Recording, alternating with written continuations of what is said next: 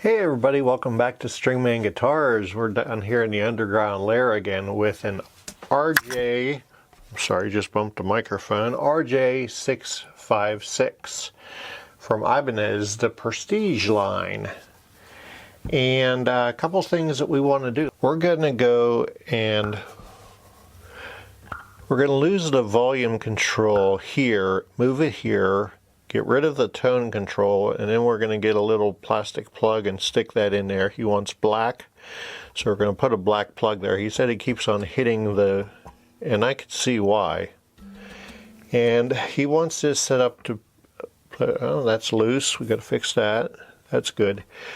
And we're going to go to SIT strings 11 to 58ths. I hope the 58 fits through the tuner. We're going to go to drop B tuning. So while we do that, we're going to probably have to change the truss. Well, I know we're going to have to change the truss rod setting. The string height is a bit high on this, but that could be because he had already changed the tuning on this from E standard down to whatever it is now. Check the set the intonation and all that good stuff. So let's get the strings off this and get rolling. You don't need to watch me take the strings off. I'm gonna hit this with some light grit sandpaper. We'll obviously have to open the nut slots a little bit to get these strings in here. What are we playing with first off to get this going? I think there's probably 46, 10 to 46 on here now. Let's just check. 0.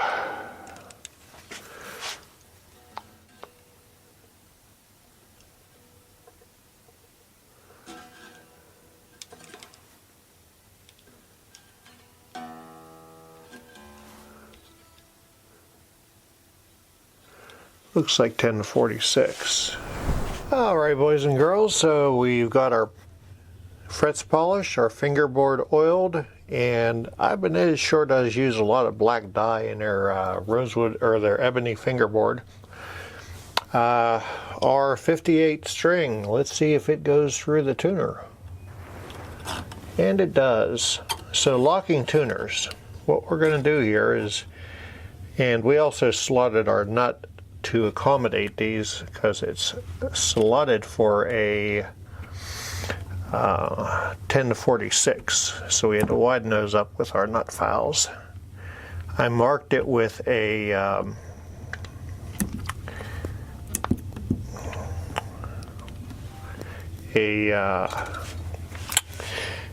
silver Sharpie. Put it on one of these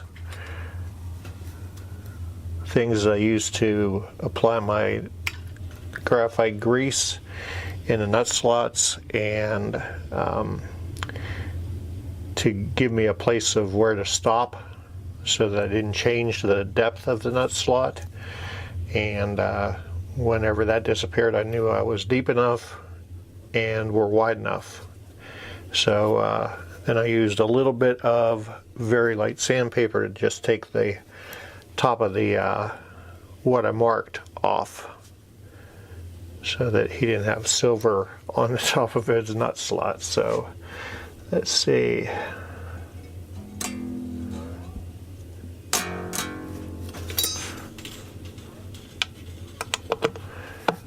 With the locking tuners, you're going to have the tuners perpendicular with the neck.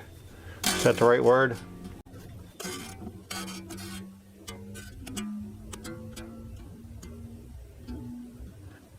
Everything has to bend. These big fat strings have to bend.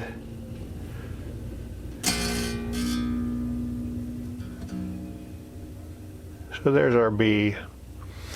We're just going to let it sit. Everything is going to have to stretch in. So I'm going to go ahead and finish the rest of this We'll do this 5 more times and tune it up to B standard, and then we'll let everything settle. We'll stretch the strings, and then we'll do the setup for the string height, the intonation, or the relief, the string height, then the intonation. Okay, so we got our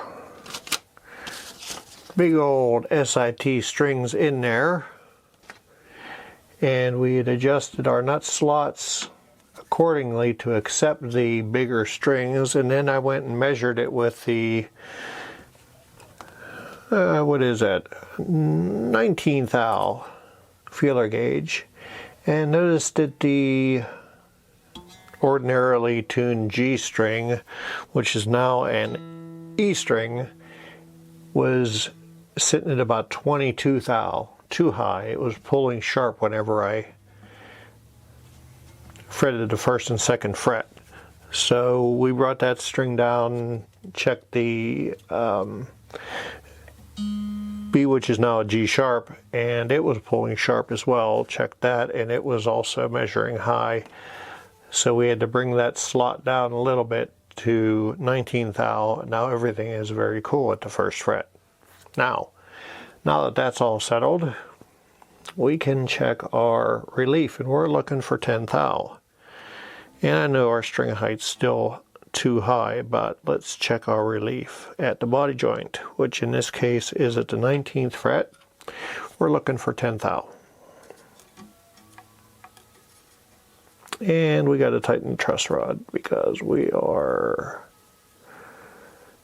too high. Too much relief. And this has such low tension on it, I am not worried about.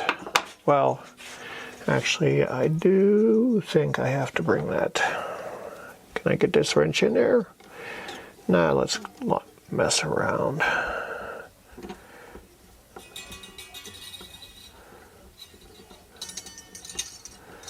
Let's just spread these 2 strings a little bit. Get a wrench in there so we can tighten that wrench.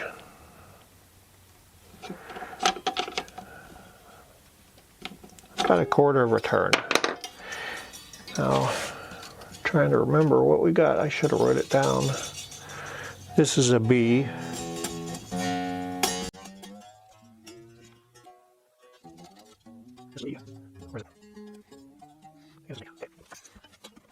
And we're going through and stretching.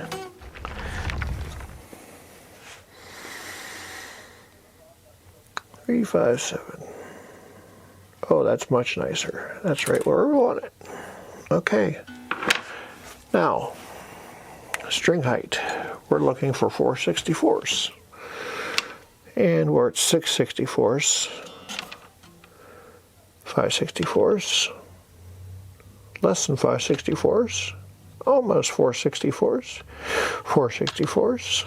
And a little more than 4/64. So we're going to adjust that.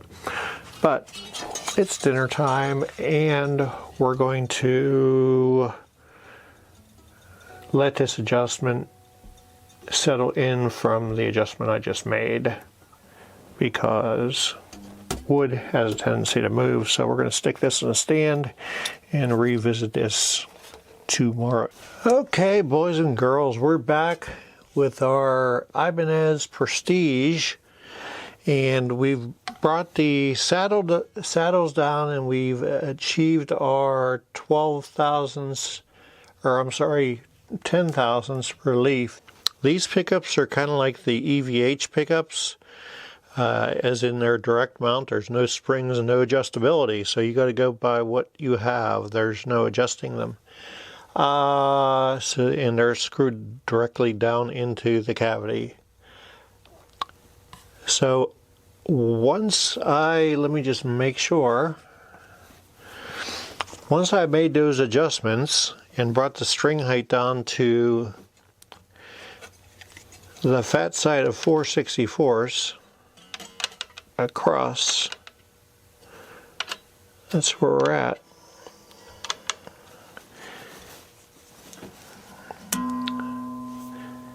And of course, everything went sharp on us.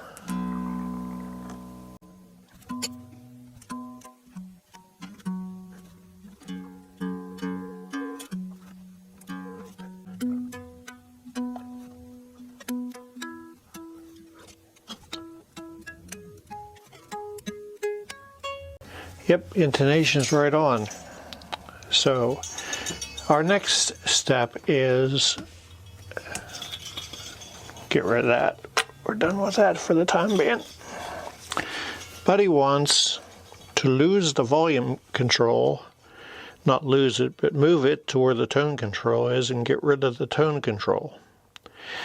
There is just one wire that we have to get rid of, and that's this wire that goes to the tone control.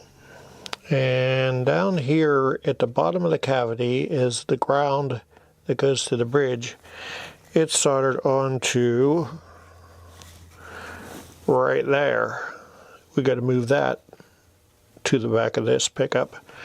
And then we have to extend this shielded wire that goes to the ground and the white wire that comes from the center of the output jack, or the jack here that comes from there.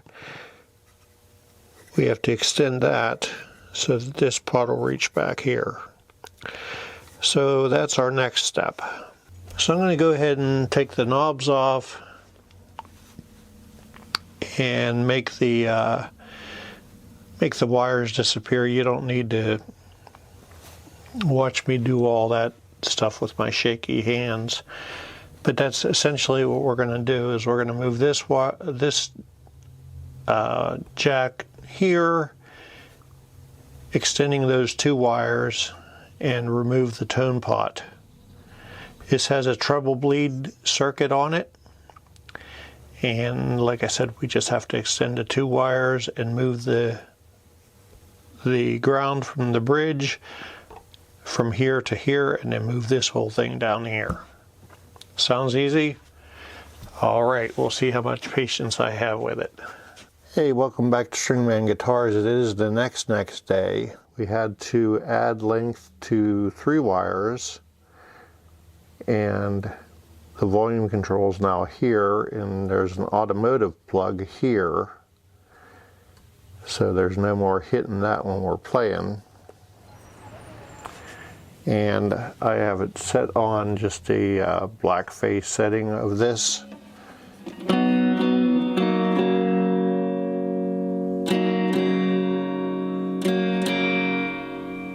And there's a treble bleed circuit on the volume pot. So as you roll it off,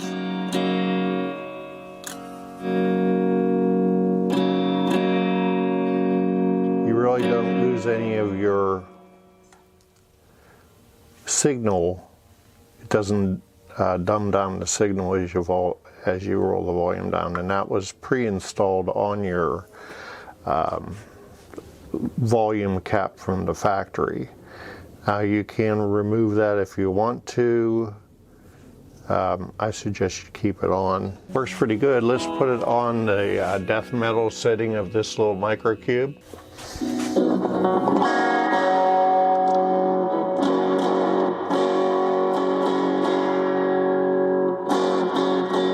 It's not a Marshall stack, so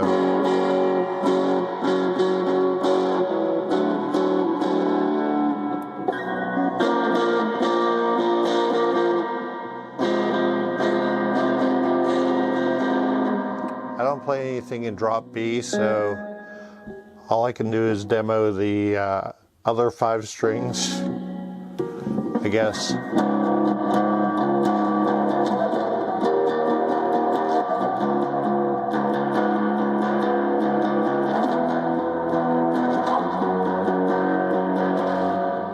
That's the best you're going to get out of me. I want to thank you for watching down here, and if you'd like to subscribe, I would certainly appreciate it. If you need your guitar brought up to par and you're in the greater Pittsburgh area, you can either contact me on the Facebook's instant messenger, or stringmanguitars@gmail.com has all my contact information there. look in on your neighbors and take care of the old folks because they are special. Look at that ash body. That is nice. It appears to be a one-piece ash body. I cannot find a seam line to save my life. 3-piece maple neck. Well, 5-piece if you count the wings on the headstock. Locking tuners. Hefty guitar like Les Paul Land. And that was a nice touch. See how that looked? Yeah, dig it. All right, you guys take care of yourselves. Have a good day.